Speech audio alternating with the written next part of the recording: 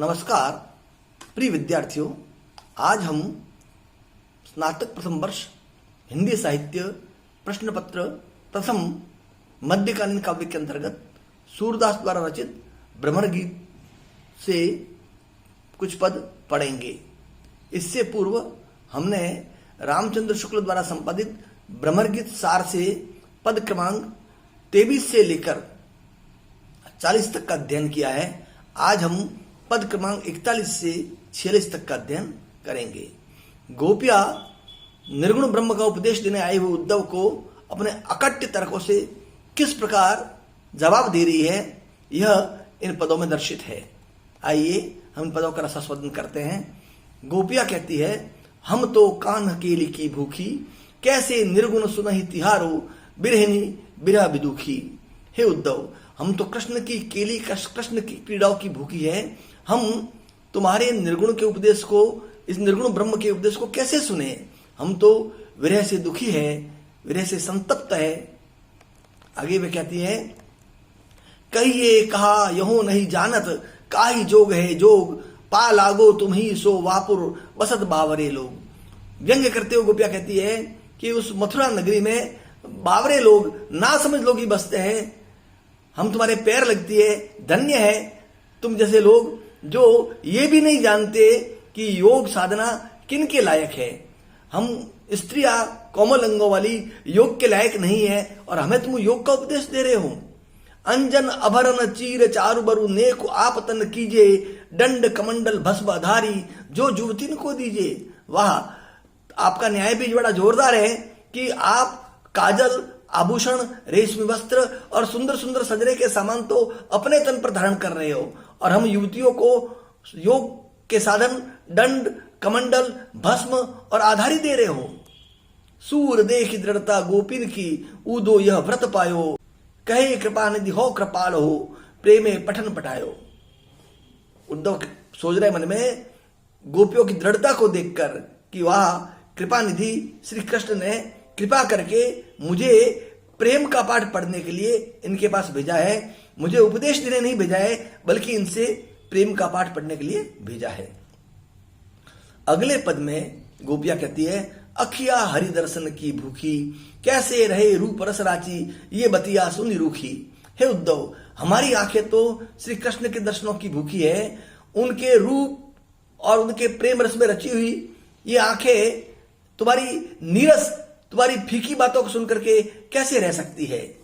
अवधि गणत एकटक मग जोवत, तब एती नहीं झूठी, अब इन जोग संदेश न ऊदो, अति अकुलानी दुखी। श्री कृष्ण का इंतजार करते हुए, उस अवधि को गिनते हुए, एक टक मार्ग को देखते हुए भी हमारी आंखें इतनी व्यथित कभी नहीं हुई जो आपके योग के संदेश को सुनकर के अब हो रही है। अर्थात आपके योग का संदेश सुनकर के हमारी आंखें बहुत संतप्त हो रही है। इतना कष्ट तो इन्हें मार्ग में श्री कृष्ण का रास्ता देखने में भी नहीं हुई। बारक वह मुख फेरी दिखाओ, दुही पे पीवत पतुखी, सूर सिकत हठिनाव चलाओ, ये सरिता है सूखी। गोपिया कहती है, उद्धव, एक बार फिर से हमको श्री कृष्ण का वह मुख दिखाओ जो वे दूध दूह करके पत्तों के दोने में पिया करते थे। जब वह पत्तों के दोनों में दूध दूह करके पिया करते थे, कृष्ण का वह मुख हम दोबारा देखना चाहती है। गोपिया कहती है कि तुम यह निर्गुण ब्रह्म का उपदेश देकर बालू की रेत में सिकत हठी नाव चलाओ, बालूका में रेत में हठ पूर्वक नाव चलाने की कोशिश मत करो। यह तो नदी सूख गई है, जैसे सूखी नदी और केवल बालू रेत हो वहां नाव चलना संभव नहीं है। उसी प्रकार गोपिया कह रही है कि हम पर इस निर्गुण ब्रह्म के उपदेश का कोई असर होने वाला नहीं है। आगे के पद में गोपिया व्यंग्य करते हुए कहती है, जाय कहो बूझी कुशलात, जाके ज्ञान न होय सो माने, कही तुम्हारी बात। हे उद्धव, तुम चले जाओ यहां से और जाकर के श्री कृष्ण को कहना कि हमने उनकी कुशलता पूछी। हम तो यह मानती है कि जिसके अंदर ज्ञान नहीं होगा, जो खुद ज्ञान रहित होगी, वे आपकी बात मानेगी। कारो नाम रूप पुनिकारो, कारे अंग सखा सब गात, जो पे भले होत कहूं कारे, तो कत बदली सुता ले जात। कृष्ण पर व्यंग्य करते गोपिया कहती है कि उनका नाम भी काला है उनका रूप भी काला है, उनके सारे अंग अंग प्रत्यंग सब काले हैं, उनके मित्र काले हैं। जो पे भलो होत कहू कारे, अगर काले लोग भले होते तो श्री वसुदेव जी कृष्ण को वृंदावन में छोड़ करके उनके बदले में बदली सुता को क्यों लेके जाते।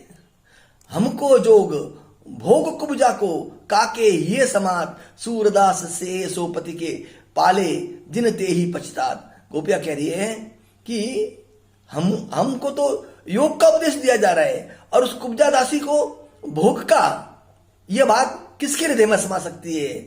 गोपिया अत्यंत दुख के साथ कहती है कि हमने अपने पति के बदले में जिनकी सेवा की, अब उन्होंने हमारे साथ ऐसा व्यवहार किया, इसी वजह से हम पछता रही है। अगले पद में गोपिया कहती है, कहा लोग कीजिए बहुत बड़ाई, अति ही अगाध अपार अगोचर, मनसा तहा न जाई। गोपिया कह रही है कि इस निर्गुण ब्रह्म की बड़ाई कहां तक करे, ये तो अत्यंत अगाध है, जिसकी गहराई नहीं नापी जा सकती, यह अपार है, इसका कोई पार नहीं है। और मनसा तहा न जाई, और मन से भी वहां पहुंचना संभव नहीं है। जल बिन तरंग भीति बिनु चित्रन बिन चितहि चतुराई, अब ब्रज में अनिरीति कछु यह उदो आनी चलाई। उद्धव ने ब्रज में आकर ऐसी अनरीति चला दी है, ऐसी गलत परंपरा चला दी है कि बिना जल के तरंग, बिना दीवार के चित्र और बिना चित्त के चतुराई का प्रयास कर रहे हैं। अर्थात ये हमको ऐसे निर्गुण ब्रह्म का उपदेश दे रहे हैं जो दृश्य नहीं है, जो श्रव्य नहीं है, जो अनुभव करने योग्य नहीं है। ये तो ऐसा ही हुआ जैसे बिना जल के तरंग, बिना दीवार के चित्र और बिना चित्त के चतुराई। रूप न रेख बदन बपु जाके संग न सखा सहाई, तात निर्गुण सो प्रीति निरंतर क्यों निभे रे बम्माई। गोपिया कहती है कि जिसका कोई रूप नहीं है, जिसका कोई रंग नहीं है और जिसके कोई सखा सहाय नहीं है, ऐसे निर्गुण से हमारा प्रेम कैसे निभ सकता है। मन चुभी रही माधुरी मूरत रोम रोम अरुझाई, हो बलि गई सूर्य प्रभुता के जाके श्याम सहाई। गोपिया कहती है कि हमारे तो रोम रोम में, हमारे तो मन में एकमात्र श्याम की माधुर्यपूर्ण मूर्ति उलझ कर रही हुई है। हम तो उस कृष्ण पर बलिहारी जाते हैं और वे ही हमारे लिए सदा सुखदायक है। अगले पद में गोपिया उद्धव को तर्क सहित कहती है, काहे को गोपीनाथ कहावत, जो पे मधुकर कहत हमारे गोकुल काहे नावत। हे उद्धव, श्री कृष्ण गोपीनाथ क्यों कहलाते हैं। हे भ्रमर, अगर वो हमारे कहने पर भी गोकुल नहीं आते हैं तो फिर उन्होंने हमारे नाम पर अपना नाम गोपीनाथ क्यों रखा है। सपने की पहचान जानी के हमई कलंक लगावत, जो पे श्याम कुबरी रीजे तो किन नाम धरावत। केवल उन्होंने हमारे साथ रिश्तों को ऐसा कर दिया जैसे स्वप्न की पहचान हो। सपने की पहचान जान करके उन्होंने हम पर कलंक क्यों लगाया। स्वप्नवत आए और चले गए और अपना नाम गोपीनाथ रख दिया। अगर कृष्ण कुबरी पर रीझे हैं तो कुबरीनाथ नाम क्यों नहीं रखा, गोपीनाथ नाम क्यों रखा। ज्यो गजराज काज के अवसर और दसन दिखावत, कहन सुनन को हम है उदो सूर अंत बिरमावत। कृष्ण का यह काम ऐसा है जैसे हाथी के खाने के दांत और होते हैं और दिखाने के दांत और होते हैं, उसी प्रकार कहने सुनने को तो हम हैं और प्रेम किसी और से कर रहे हैं, हमको अंत में वो भ्रमित कर रहे हैं, बिरमा रहे हैं। अगले पद में गोपिया कहती है, अब कत सुरति होती है राजन, दिन रस प्रीति करी स्वार्थ हित रहता आपने काजन। कृष्ण को उपालम देते हुए उद्धव को सुना रही है गोपिया कि अब उस राजा श्री कृष्ण को हमारी याद क्यों आएगी। उनको स्वार्थ के वशीभूत जब यहां रहना था तब उन्होंने 10 दिन के लिए हमसे प्रेम किया। अब कत सुरति होते है राजन, अब उस राजा को हमारी स्मृति क्यों आएगी। दिन रस प्रीति करी स्वार्थ हित, 10 दिन स्वार्थ के वशीभूत हमसे प्रेम किया और अपने काम से यहां रहे।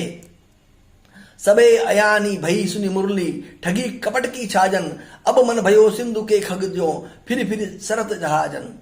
हम सब अज्ञानी बन गई और उनकी मुरली सुनकर के हम उन पर मुग्ध हो गई, अज्ञानी बन गई और इस कपट की छाजन में, कपट के छज्जे द्वारा हम ठगी गई। अब हमारी हालत ये हो गई है कि हमारा मन सिंधु का खग बन गया, समुद्र में जहाज का पक्षी जो होता है वो स्थिति हमारी बन गई है। जैसे समुद्र में जहाज का पक्षी इधर उधर उड़ता है और अंततः जहाज पर ही आता है, उसी प्रकार हमारा मन बार बार कृष्ण की ओर जा रहा है। वह ना तो टूटोता दिन ते सुपल कसुत संग भाजन, गोपीनाथ कहा सूर प्रभु कत मारत हो राजन। गोपिया कहती है कि जिस दिन अक्रूर जी, सुपलक पुत्र अक्रूर जी अपने साथ कृष्ण को लेकर चले गए थे, कृष्ण उनके साथ जब भाग गए थे, तब से हमारा वह रिश्ता टूट चुका है। और गोपिया कहती है उपलम देते हुए कि अब भी वे गोपीनाथ क्यों कहलाते हैं और गोपीनाथ कहला करके हमको लज्जित क्यों करते हैं।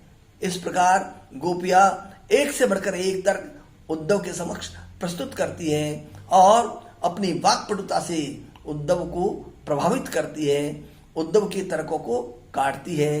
प्रिय विद्यार्थियों, ये थे सूरदास के भ्रमर गीत में निहित पद। अभी भी हमें 6 पदों का अध्ययन करना है, जो शीघ्र ही करेंगे। आप इन पदों का रसास्वादन करें और आनंद लें। धन्यवाद, नमस्कार।